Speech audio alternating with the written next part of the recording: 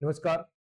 आज देखेंगे, आज जो पेपर हुआ है 025 857 उसके मैथ्स वाले पार्ट का सॉल्यूशन। देखते हैं पहला क्वेश्चन। पहले क्वेश्चन की बात करें तो पहला क्वेश्चन यह दिया हुआ है, एक बर्तन में एक ऐसा तरल पदार्थ भरा है जिसमें 3 हिस्सा जल है, 5 हिस्सा सिरप है। यहां बात करें तो वाटर और सिरप 3 और 5 का अनुपात है। ठीक है, आगे लिखा हुआ है उस मिश्रण में से कितना भाग निकालकर उसके बदले जल डाला जाए ताकि उसमें जल तथा सिरप का हिस्सा आधा आधा। देखो आधा आधा का मतलब कितना होता है, 1:1। अब देखो जितना मिश्रण निकाला उतना पानी मिला दिया, मतलब टोटल है वो सेम रहेगा, 5 और 3 8। अब यहाँ भी 8 करने के लिए तो 1:1 है, उसको मैं 4:4 लिख दूं, कोई फर्क नहीं पड़ेगा। देखो यहाँ पानी में तो देखो और कुछ मिलाएंगे, लेकिन सिरप की बात करें तो वो 5:4 में कम हुआ है, मतलब मिश्रण 5:4 में कम हुआ है। कितना कम हुआ है, 1 और कितने पे, 5 पे। तो मिश्रण का कितना भाग निकाला गया, 1/5 भाग। C option. ये था क्वेश्चन नंबर 51 और आंसर क्या आ गया, सी ऑप्शन। देखते हैं next question, question number 52।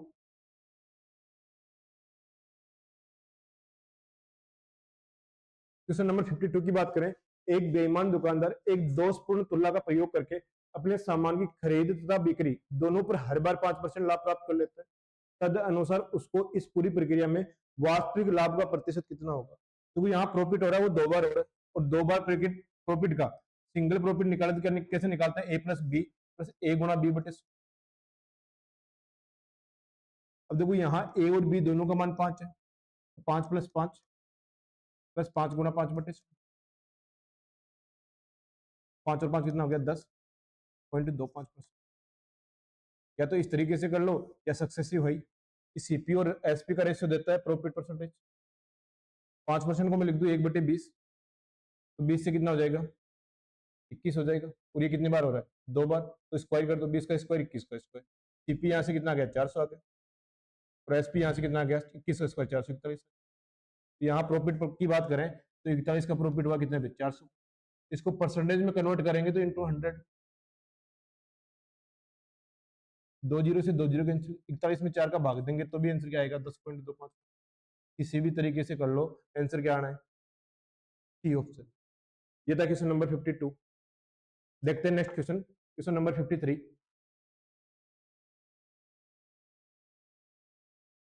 Question number 53 की बात करें, एक लंब प्रिज्म का आधार 8 सेंटीमीटर लंबी भुजाओं वाला एक संभव त्रिभुज है, उस प्रिज्म की ऊंचाई 10 सेंटीमीटर है। तद अनुसार उस प्रिज्म का आयतन, तो प्रिज्म के वॉल्यूम की बात करें तो होता है area of base into height, into height. अब बेस यहाँ इक्विलेटरल ट्राइंगल दे रखा है, उसका एरिया होता है √3/4 A² इंटू हाइट। अब ए का मान यहाँ कितना दे रखा है, 8 सेंटीमीटर दे रखा है, तो 8 की स्क्वायर करें, √3/4, 8 का स्क्वायर कितना आ जाएगा, 64। इंटू हाइट की बात करें, हाइट कितनी दे रखी है, 10 सेंटीमीटर। इसको सोल्व करने के बाद 16 160 √3, और वॉल्यूम की बात हो रही है तो वो किसमें आएगी, सेंटीमीटर क्यूब में आएगी। कौन सा ऑप्शन है, बी ऑप्शन। सिंपल क्वेश्चन था, एकदम फॉर्मूला बेस्ड, और आंसर क्या आ गया, बी ऑप्शन। ये था क्वेश्चन नंबर 53। देखते हैं next question, question number 54। Question number 54 की बात करें तो यहां दिया हुआ है उस त्रिभुज का क्षेत्रफल कितना है जिसका परिमाप 32 सेंटीमीटर है, एक भुजा 11 सेंटीमीटर तथा शेष 2 भुजाओं का अंतर 5 सेंटीमीटर है। देखो किसी भी ट्राइंगल के पैरामीटर की बात करें तो तीनों भुजाओं का योग होता है, तो यहाँ A+B+C वो कितनी है, 32 सेंटीमीटर है। अब इसमें से एक 11 सेंटीमीटर दे रखी है, तो शेष 2 भुजाओं का योग कितना बच गया, 21, 32 - 11 21 सेंटीमीटर, और शेष 2 भुजाओं का डिफरेंस कितना दे रखा है, 5 सेंटीमीटर। अब देखो दोनों को जोड़ के 2 का भाग देंगे तो बी बड़ी वाली संख्या आ जाएगी, 21 और 5 26, 13 सेंटीमीटर। और सी की बात करें तो यहाँ कितना आ जाएगा, 13 और 8 21। तो यहाँ ए बी सी तीनों का अलग अलग मान पता चल गया। और किसी भी ट्राइंगल का एरिया क्या होता है, √S कोष्टक S-A S-B S-C, और S यहाँ क्या आता है, परिमाप का आधा, तो 32/2। इसका मान कितना होगा, 32 का आधा 16 सेंटीमीटर। देखो ए बी सी तीनों की वैल्यू अपने पास है, एस की वैल्यू अपने पास है, मान रखो और आंसर आ जाएगा 16।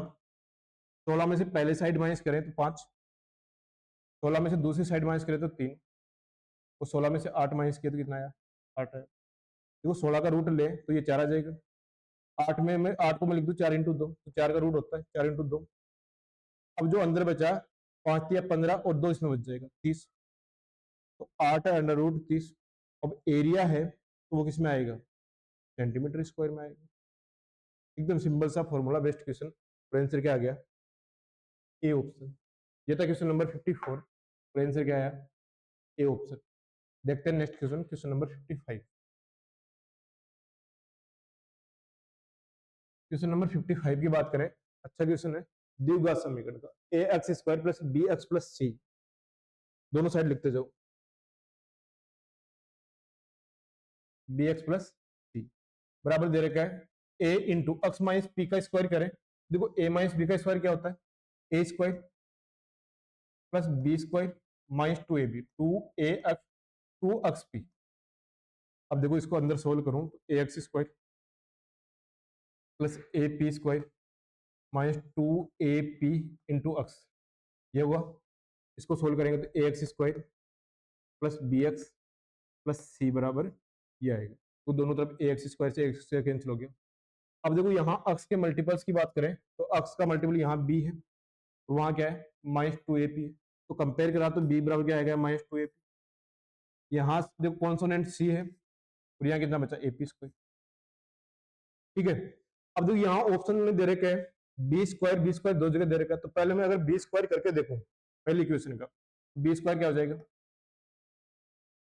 2ab का स्क्वायर हो जाएगा 4a स्क्वायर पी स्क्वायर हो जाएगा। अब देखो 4a स्क्वायर को मैं 4a इंटू ए पी स्क्वायर लिख दूं, और ए पी स्क्वायर की जगह मैं क्या ले सकता हूँ, सी लिख सकता हूँ। तो b square is equal to क्या आ गया, 4ac। एकदम सिंपल सा क्वेश्चन, और आंसर क्या आ गया, सी ऑप्शन। ये था क्वेश्चन नंबर 55। देखते हैं next question, question number 56। Question number 56 का सॉल्यूशन देखते हैं। 4x minus 5y is equal to 20 का लेखा चित्र अक्स अक्स को किस बिंदु पर काटेगा। देखो अक्स अक्स को काटेगा, इसका मतलब y इज इक्वल टू 0 होगा, यानी सेकंड जो होगा वो क्या होगा, 0। तो ये ऑप्शन भी नहीं होगा, ये भी क्या नहीं होगा, ऑप्शन नहीं होगा। अब यहाँ y इज इक्वल टू 0 रखते हैं, तो 4x बराबर कितना आ गया, 20 आ गया। तो x इज इक्वल टू कितना आ गया, 5। तो निर्देशांक कितना देंगे, 5 और 0। कौन से ऑप्शन में लिखा हुआ है, बी ऑप्शन। ये था क्वेश्चन नंबर 56, और आंसर क्या आ गया, बी ऑप्शन। देखते हैं नेक्स्ट क्वेश्चन, क्वेश्चन नंबर 57।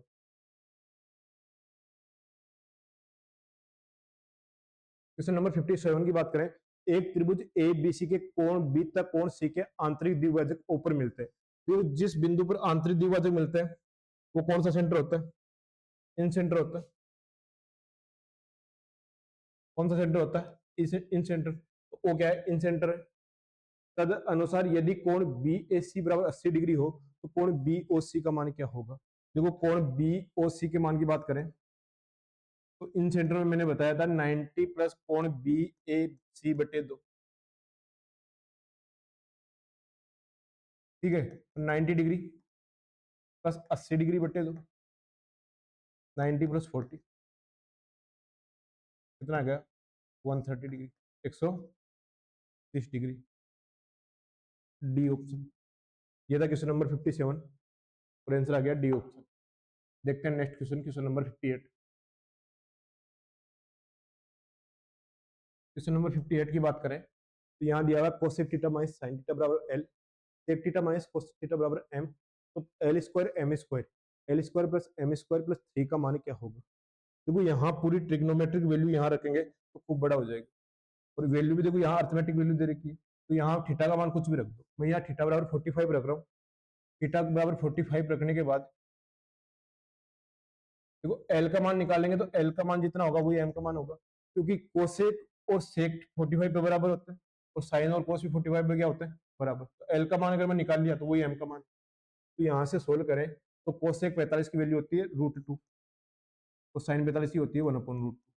तो सेम m की वैल्यू होगी, ऐसे ही सेक 45 होता है √2 और ये होता है कोस 1/√2। इसको सोल्व करते √2 इंटू √2, 2 माइनस 1 कितना आ जाएगा, 1/√2 आ जाएगा। तो ये भी कितना आ गया, 1/√2।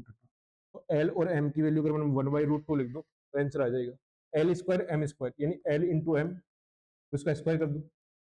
ठीक है, तो इन दोनों को मल्टीप्लाई करूंगा तो देखो 1/2 आ जाएगा, और 1/2 का अगर मैं स्क्वायर करूँ तो 1/4। बाहर वाले पार्ट को सोल्व करने के बाद 1/4 आ गया।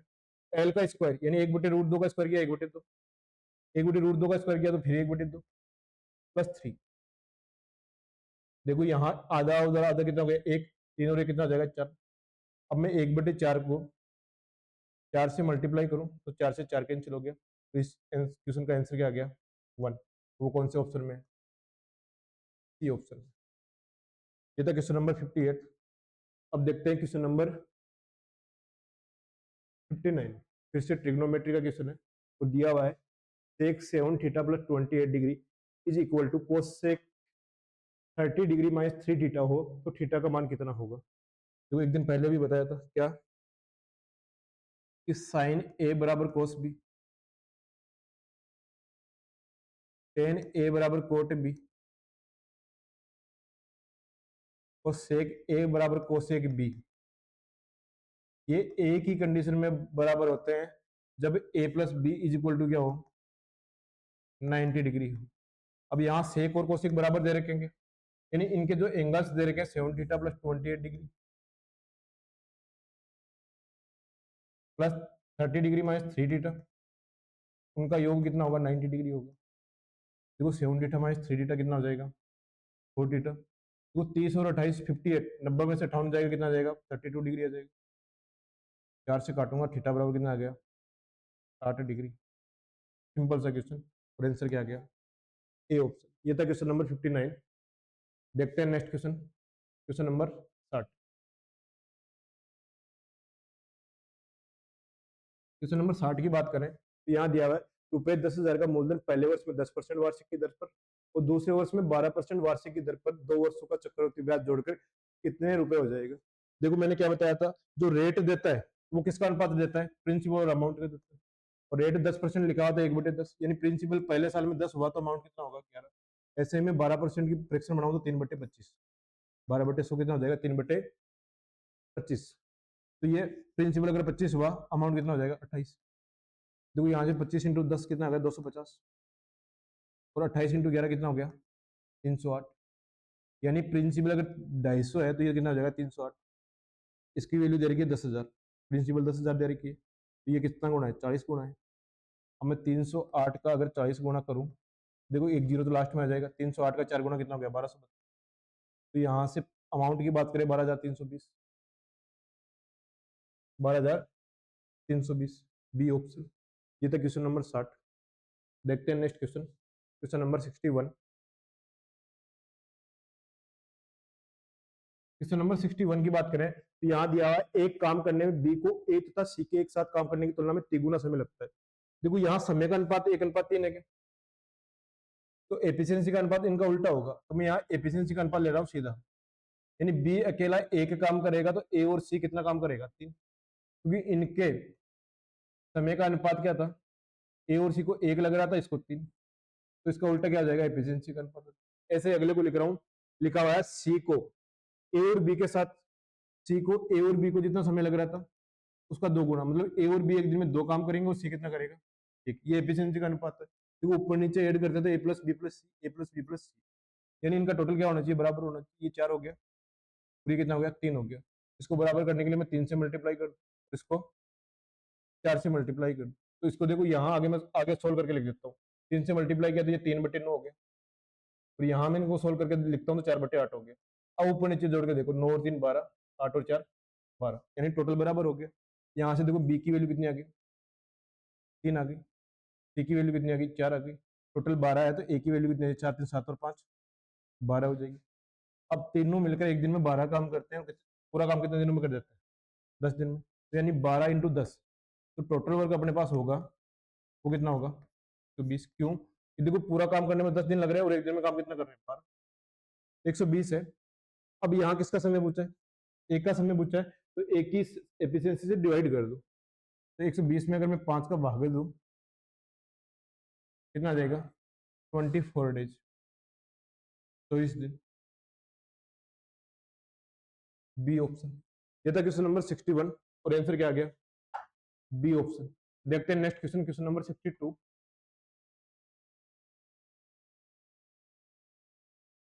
62 की बात करें, एक कक्षा में 40 बच्चों का औसत भार 36.2 किलोग्राम है। यदि उस कक्षा में 42.3 किलोग्राम, 39.7 किलोग्राम, 39.5 किलोग्राम भार वाले 3 बच्चे और आ जाए तो 43 बच्चों का औसत भार क्या हो? देखो 40 बच्चों का पहले जो एवरेज है वो कितना है? 36.2 है।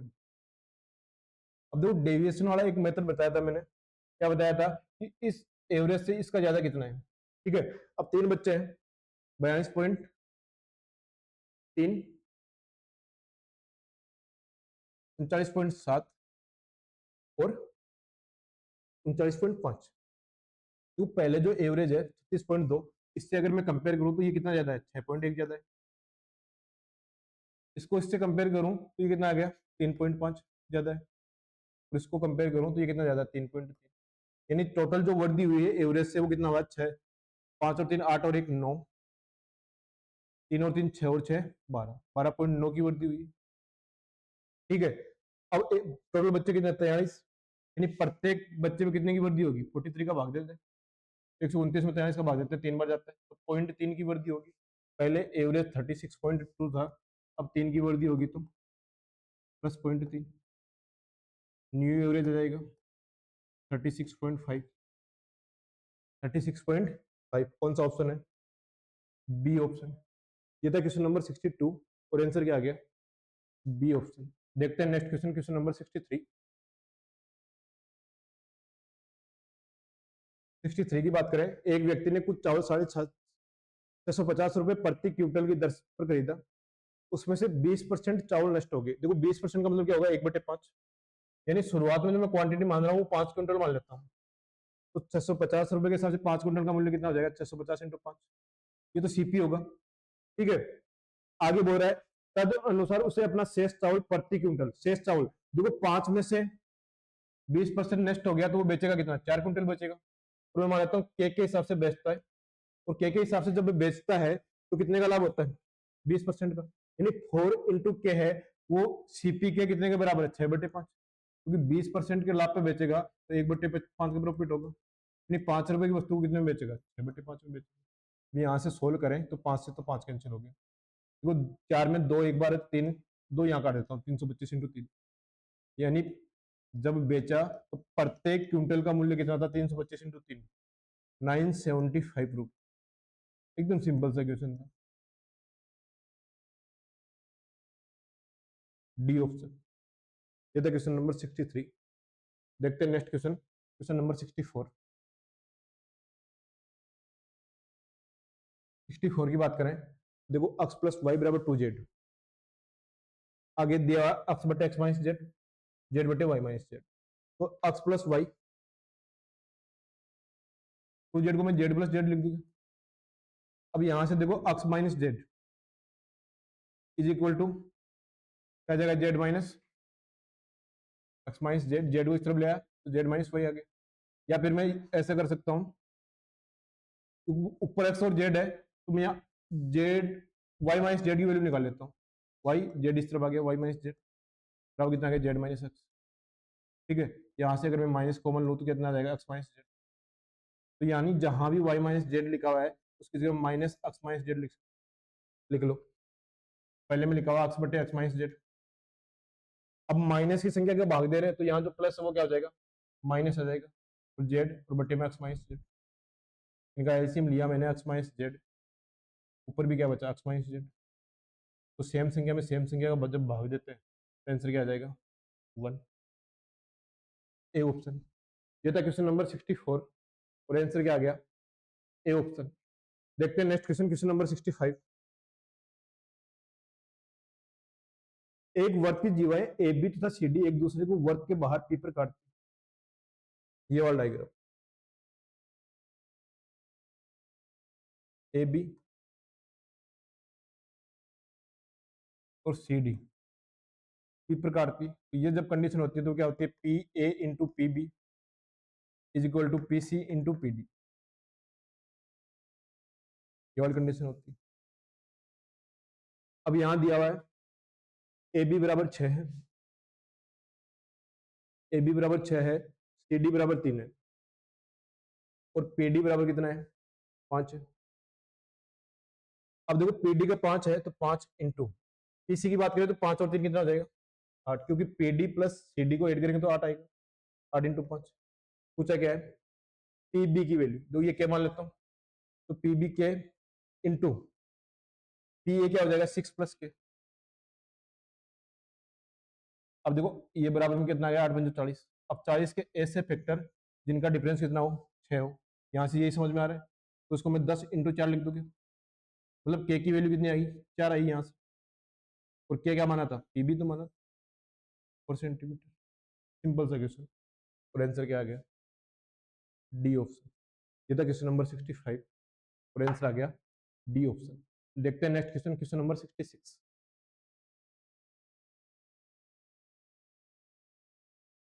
66 नंबर क्वेश्चन की बात करें, दिए गए कालखंड में मोतियों का औसत निर्यात कितना है। अब देखो इससे इजी क्वेश्चन नहीं हो सकता, क्या कि यहाँ सबको ऐड करना है, तो कितने साल है, 7 साल है, 7 का भाग दे दो। देखो यहाँ ऐड करूँ 117, 195, 294, 294 और 108, 402, 497, 611, 61.1 में अगर मैं 7 का भाग दूं, 61 में 7 का भाग दूं कितनी बार गया, 8 बार गया। पॉइंट 551 में कितनी बार गया, 7 बार, 8.73। देखो यहाँ 2 बचेगा तो लगभग 3 बार और जाएगा, 8.7, बी ऑप्शन। ये था क्वेश्चन नंबर 66 और आंसर आ गया बी ऑप्शन। क्योंकि ये ए वाला एवरेज 8.73 याद रखना, क्योंकि आगे क्वेश्चन में काम आएगा। इस वर्ष में मोतियों के निर्यात में पिछले वर्ष की तुलना में प्रतिशत वृद्धि अधिकतम थी। देखो 2002 की बात करें, 2002 में वृद्धि हुई है 1.3 की, कितने पे, 5.2, यानी 1/4। 2002 में जो वृद्धि हुई है वो हुई है 25%, लिखते जाओ साथ साथ, ठीक है। 2007 की बात करें, 2007 के पहले तो 2004 आएगा, 2004 2005 आएगा, 2004 की चेक कर लेते हैं, तो वो 7.8, 9.9, 2.1 बढ़ गया, कितने में, 7.8 पे। अब देखो ये 1/4 यानी 25% तो थोड़ा ज्यादा आएगा, 25% से ज्यादा आएगा इसमें, 25% प्लस, ठीक है। 2005 की बात करें, 2005 में कितना बढ़ा, 0.9 बढ़ा, कितने पे, 9.9 पे बढ़ा, तो 1/11 ये तो बहुत कम हो गया, 9.09%। 2007 की बात करें, 2007 में देखो 9.5, 11.4, कितना, 1.9 बढ़ा, कितने में, 9.5, तो ये हो गया 1/5, 1/5 20%। तो ये देखो यहाँ जो वृद्धि आई वो 9.09% की आई, यहाँ आई वो 20% की आई, ये 25% की आई और ये 25% से थोड़ी ज्यादा आई। पूछा कौन सी है, प्रतिस्पर्धी अधिकतम थी, डी ऑप्शन, 2004। ये था क्वेश्चन नंबर 67, आंसर क्या आ गया, डी ऑप्शन। देखते हैं नेक्स्ट क्वेश्चन, क्वेश्चन नंबर 68। 68 की बात करें, दिए गए कालखंड में कितने वर्षों में निर्यात औसत से अधिक था। देखो मैंने याद रखने के लिए बोला था ना, एवरेज आपको याद रखना है, 8.7, 8.73 से संख्या कौन सी सबसे ज्यादा दिख रही है, तो यहाँ से आगे वाली सारी 8.73 से आगे कितने वर्ष है, 4, 1 2 3 4, बी ऑप्शन। ये था क्वेश्चन नंबर 68 और आंसर आ गया बी ऑप्शन। देखते हैं नेक्स्ट क्वेश्चन, क्वेश्चन नंबर 69। 69 है, चक्रवृद्धि ब्याज की किसी दर से कोई धनराशि 2 वर्ष में 2420, 3 वर्ष में 2662 हो जाती है, जबकि ब्याज वार्षिक रूप से संयोजित होता है, तो ब्याज की वार्षिक दर, देखो 2 कंटिन्यू ईयर है, तो यहाँ पहले वाले को प्रिंसिपल मान लेना है 2420 कंटिन्यू ईयर में, बाद वाले को अमाउंट मान लेना है 2662, ठीक है। यहाँ 242 रुपए का ब्याज लगा, कितने में, 2420, देखो ये कितना हो गया, 1/10 हो गया, और 1/10 का कितना हो जाएगा, 10%, डी ऑप्शन। ये था क्वेश्चन नंबर 69 और आंसर आ गया डी ऑप्शन। देखते हैं next question, question number 70। Question number 70 की बात करें तो किसी व्यक्ति को नाव द्वारा किसी गंतव्य पर धारा के अनुकूल जाने, वो धारा के अनुकूल जाएगा तो नाव और धारा की चाल ऐड हो जाएगी 10 और 4 14। धारा के अनुकूल जब जा रहा है तो जो स्पीड काउंट होगी वो होगी 14 किलोमीटर पर आवर। ठीक है, तो धारा के प्रतिकूल जब जा रहा है तो 10 माइनस 4 6 किलोमीटर पर आवर। ठीक है, जाने में कुल समय लगता है 5 घंटे, समय दे रखा है टोटल, टोटल समय दे रखा है 5 घंटे। पूछा क्या है, बिंदु की दूरी, डिस्टेंस फॉर्मूला क्या होता है, S1 इंटू S2। अब देखो नीचे जो आएगा वो डिपेंड करता है, अगर समय का डिफरेंस देगा तो डिफरेंस आएगा, या टोटल देगा तो टोटल आएगा। तो S1 plus S2 into T1 plus T2 total. यहाँ देखो जाते समय 14 किलोमीटर पर आवर थी, आते समय 6 किलोमीटर पर आवर थी, दोनों का योग कितना हो गया 20 हो गया। T1 प्लस T2 कितना दे रखा है 5 दे रखा है। देखो 5 से कितनी बार कटा 6 बार, 14 का 84 में 4 का भाग दिया 21 किलोमीटर, 21 किलोमीटर। सी ऑप्शन, ये था क्वेश्चन नंबर 70 और आंसर आ गया सी ऑप्शन। देखते हैं next question, question number 71। Question number 71 में दिया हुआ है सूर्य के उन्नयन कोण के 45 डिग्री से 30 डिग्री होने पर एक स्तंभ की छाया 60 मीटर बढ़ जाती है। ये पहले 45 था, यहां तक 45 था। 45 जब था मतलब हाइट और ये वाली दूरी दोनों बराबर थी, ये h तो ये भी h। ठीक है, जब ये 30 डिग्री हो जाता है, 30 डिग्री होगा तो ये टोटल 60 डिग्री हो जाएगी। अब ये h है तो ये टोटल कितना हो जाएगा, h√3 हो जाएगा, h√3 हो जाएगा। और ये जो इन दोनों का डिफरेंस दे रखा वो दे रखा 60। यानी यहां से h plus 60 is equal to पूरी h√3 में से h माइनस कर दो तो क्या आ जाएगा 60 आ जाएगा। h कॉमन ले लो, √3 माइनस 1 बराबर 60। देखो दोनों तरफ √3 प्लस 1 से मैं इंटू कर दूं तो कोई फर्क नहीं पड़ेगा। देखो √3 प्लस 1 √3 माइनस 1 का मल्टीप्लाई होता है 2, तो से काटूंगा कितने बचेगा 30। h is equal to 30 √3 plus 1, √3 plus 1। कौन सा ऑप्शन आ जाएगा, सी ऑप्शन। ये था क्वेश्चन नंबर 71 और आंसर आ गया सी ऑप्शन। देखते हैं नेक्स्ट क्वेश्चन, क्वेश्चन नंबर 72।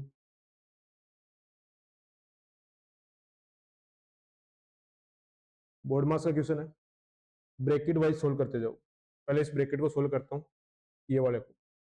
तो 7 दूनी 14 और 6 20/7, ओप 5 का 20 और 1 21/5, बा को गुणा में चेंज करेंगे तो 3/2। पहले ब्रैकेट को सोल्व कर रहा हूँ। तो ओप को सोल्व किया कितनी बार गया 3 बार, 5 से काटा कितनी बार गया 4 बार, 4 तिया 12। ठीक है, 4 तिया 12, 12 तिया 5 से काटा 4 बार, 6 12, 6 तिया 18 आ गया। 12 तिया 36, 36 में 2 का भाग दिया कितना आया 18, 18 का 5 गुणा 5 बटे 9, 9 से काटेंगे कितनी बार जाएगा 2 बार, 5 दूनी 10। यानी इस पूरे ब्रैकेट को सोल्व करने के बाद कितना आया 10 आया। यहाँ से सोल्व करें, देखो 8 दूनी 16 और 7 23/8 डिवाइडेड बाई, इसको सोल्व करें ब्रैकेट को, देखो 36 18 5 23/6 डिवाइडेड बाई 2/7 ऑफ 7/3, 7 से 7 कैंसिल हो गए, 23/6 गुणा में चेंज करेंगे तो 3/2, 3 से काटे 2 बार, 23/4। तो 23/8 में भाग देना है 23/4। फिर यहाँ मल्टीप्लाई करना है किससे 10 से। वो 23 में 23 का भाग दिया कितनी बार गया 1 बार गया, 4 में भाग दिया कितनी बार गया 2 बार गया, 1/2 में भाग देंगे 1 का तो 1 बचेगा, 1/2 गुणा 10 कितना आ गया 5। सिंपल सा क्वेश्चन था, आंसर आ गया डी ऑप्शन। ये था क्वेश्चन नंबर 72। देखते हैं next question, question number 73। Question number 73 की बात करें तो यहाँ दिया हुआ 4 - 2 sin square theta minus 5 cos theta. देखो थीटा है 0 से बड़ा है और 90 से, जो cos थीटा आएगा वो रूट में नहीं आएगा, क्योंकि स्क्वायर संख्या रूट में नहीं आएगी तभी 0 होगा। तो cos थीटा रूट में नहीं होता, थीटा बराबर 60 डिग्री। थीटा बराबर 60 डिग्री रखोगे तो देखो चेक कर लो एक बार, 4 - 2 गुणा रूट 3/2 का स्क्वायर 3/4 माइनस 5/2, 2 से काटा 3/2, 5 और 3 8 में 2 का भाग दिया 4 माइनस 4 कितना आ गया 0। यानी theta is equal to 60 degree सही है। यहाँ 60 डिग्री रखते हैं, साइन 60 की वैल्यू होती है रूट 3/2 और ये होती है रूट 3। अब देखो यहाँ सोल्व करेंगे तो एलसीएम आ गया 2, 2√3 प्लस रूट 3 कितना आ गया 3√3/2, बी ऑप्शन। ये था क्वेश्चन नंबर 73, तो आंसर आ गया बी ऑप्शन। देखते हैं नेक्स्ट क्वेश्चन, क्वेश्चन नंबर 74। 74 की बात करें तो यहाँ दिया हुआ है किसी कक्षा में छात्रों की एक निश्चित संख्या का औसत 68.5 किलोग्राम। देखो 68 एवरेज दे रखा 68.5, ठीक है। आगे दे रखा 4 नए छात्र, तो 72.2 डेविएशन से करता रहना है। 72.2 है तो एवरेज से कितना ज्यादा है प्लस 1.7। दूसरा है 70.8,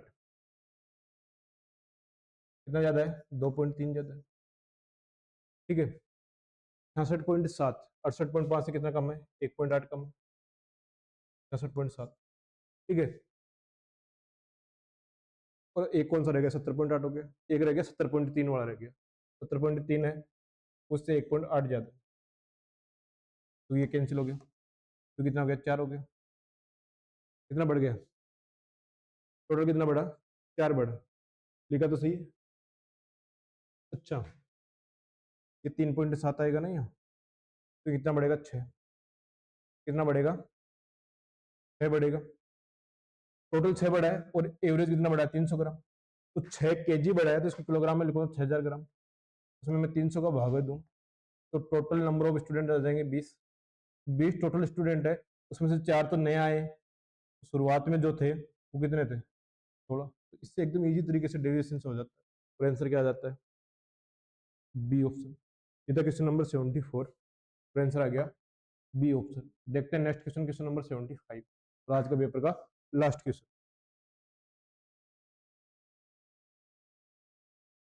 4,06,736 को ए बी और सी में इस प्रकार बांटा जाता है कि ए और बी का अनुपात 2 अनुपात 3, ए और बी का अनुपात 2 अनुपात 3 और बी और सी का अनुपात 1:2।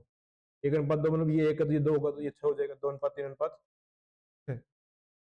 ठीक का हिस्सा ज्ञात करें। देखो 3 2 5 6 11, 4,06,736, 11 की वैल्यू, सी की वैल्यू निकालनी है 6, तो 11 का आधा होता है 5.5, यानी आधे से 40 के आधे से थोड़ा सा ज्यादा, यानी 20 से थोड़ा सा ज्यादा।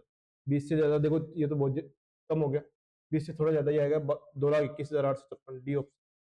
ये था क्वेश्चन नंबर 75 और आंसर आ गया डी ऑप्शन। आज देखे हैं 025 857 के मैथ्स वाले पार्ट का सोल्यूशन।